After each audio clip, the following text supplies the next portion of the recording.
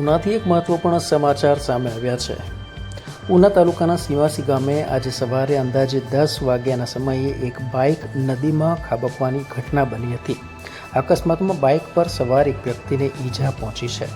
ઘટના બાદ તરત જ સ્થાનિક લોકોની મદદથી 108 એમ્બ્યુલન્સને જાણ કરવામાં આવી હતી। 108ની ટીમ દ્વારા ઈજાગ્રસ્તને તાત્કાલિક ઉના હોસ્પિટલ ખાતે સારવાર માટે ખસેડવામાં આવ્યો હતો। હોસ્પિટલમાં સારવાર દરમિયાન જાણવા મળ્યું છે કે ઈજાગ્રસ્તના એક પગમાં ફ્રેક્ચર થયું છે।